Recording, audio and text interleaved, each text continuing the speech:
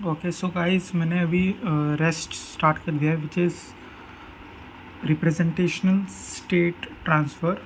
Okay, तो ये क्या होता है? इट इज़ एन इसका लिटरल मीनिंग देख लेते हैं एक बार डेफिनेशन।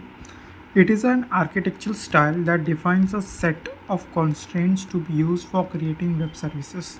इसका मतलब ये होता है सिंपल भाषा में कि बैकएंड में हम लोग नोड जेएस की हेल्प से, नोड जेएस में बैकएंड जब हम कर रहे थे तब हम क्या कर रहे थे, नोड जेएस में एक्सप्रेस को यूज़ करके हम लोग एपीआईज क्रिएट करेंगे और इससे हम वेब सर्विसेज बोलते हैं। मतलब बैकएंड में जो सर्वर साइड प्रोग्रामिंग हम लोग करेंगे यूजिंग एक्सप्रेस, क्योंकि हम लोग मान सीख रहे हैं राइट, तो वो एक्सप्रेस बैकएंड के लिए जो हम सीखेंगे उससे हम लोग वेब एपीआईज क्रिएट करेंगे जिससे हम लोग वेब सर्विसेज बोलते हैं।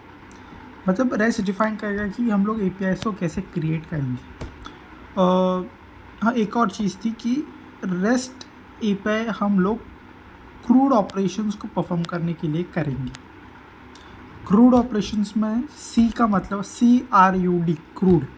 सी का मतलब होता है टू क्रिएट, आर का मतलब होता है टू रीड, यू का मतलब होता है टू अपडेट एंड टी का मतलब है obviously to read, create, update, delete. तो कुछ एपीआईज हम क्रिएट करके करेंगे।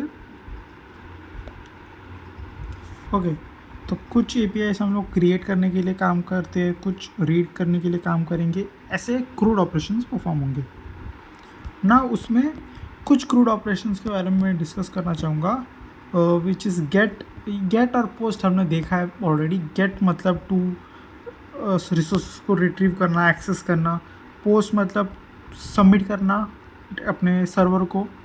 सर्वर साइड प्रोग्रामिंग में हम लोग सर्वर को एक नया डेटा सबमिट करेंगे ताकि वो ऐड करे।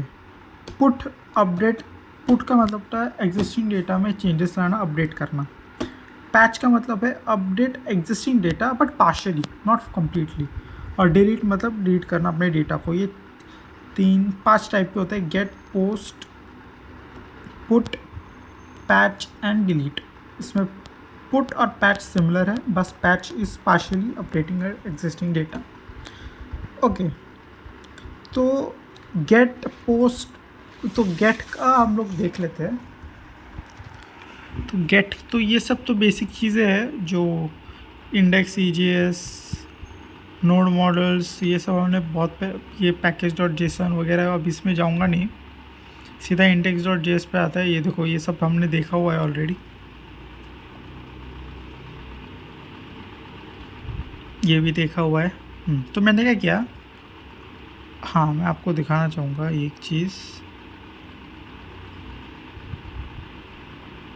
हाँ,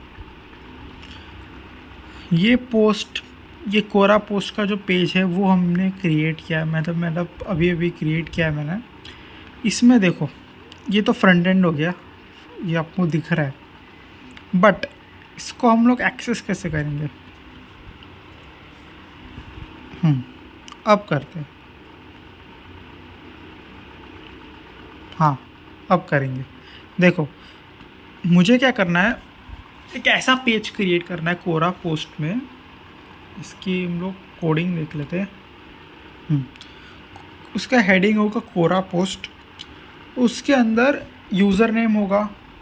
यूज़र नेम ने जो अपना पोस्ट डाला होगा वो होगा, कंटेंट होगा।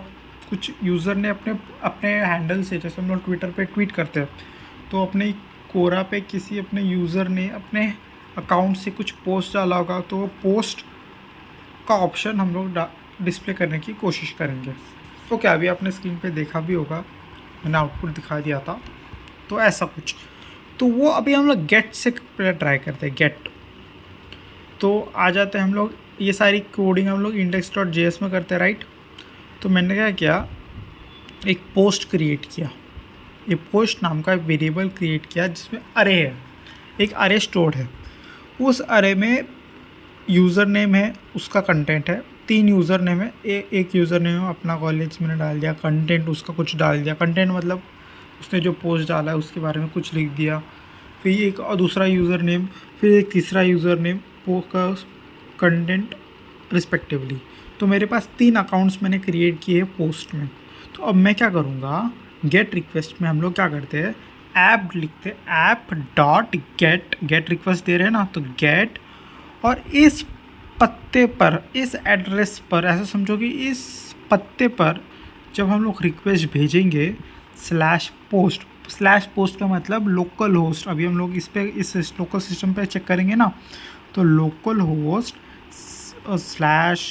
लोकल होस्ट क्या था वो, कोलन 8080, क्योंकि मैंने पोर्ट नंबर 8080 असाइन किया हुआ है, 8080/पोस्ट। जब ये होगा तब कुछ एक्शन परफॉर्म होगा। एक्शन क्या है, रिक्वेस्ट रिस्पॉन्स दिया जाएगा, और रिस्पॉन्स क्या देगा, वो कुछ एक्शन परफॉर्म होगा, और वो एक्शन क्या होगा, रिस्पॉन्स डॉट रेंडर, मतलब भेजेगा। रिस्पॉन्स में क्या भेजेगा, इंडेक्स EGS, और इंडेक्स EGS के साथ साथ पोस्ट भी भेजेगा। और पोस्ट क्या है हमारा, ये सारे पोस्ट। तो इंडेक्स EGS क्या है, यहाँ पे देखो, इंडेक्स EGS की मैंने फाइल क्रिएट की हुई है व्यूज़ नाम के फोल्डर में। तो इंडेक्स EGS को ओपन कर लेते हैं। इंडेक्स EGS ऑब्वियसली क्या होगा, मेरा एक वेब पेज जो यूज़र को ऐसा एंड यूज़र दिखेगा। ओके, सो उसमें मैंने एक HTML का वेब पेज, एक HTML पेज क्रिएट करने की कोशिश की है। मैंने एक टाइटल दिया ऑल पोस्ट करके, और उसका हेडिंग है कोरा पोस्ट। फिर उसमें मैंने क्या किया, उसमें क्या होगा, उसमें पोस्ट, हर यूज़र का अकाउंट से कुछ अकाउंट हैंडल होगा, उसका पोस्ट होगा। तो जितने भी अकाउंट्स है यूज़र से, उन सब के अकाउंट हैंडल और पोस्ट ये सब होंगे। तो मैं ये वो चीज़ बार बार नहीं लिखता रहूँगा। अब मैंने ये देखो, इसको अब बोलते हैं, ये हमने सीखा था, EGS फाइल है ये, index.html प्योर HTML नहीं है कि हम लोग सब कोड करेंगे, इसमें EGS फाइल है ये। तो इसके लिए हम लोग एक्सेस करेंगे अपने डेटा को, अपने कंटेंट को।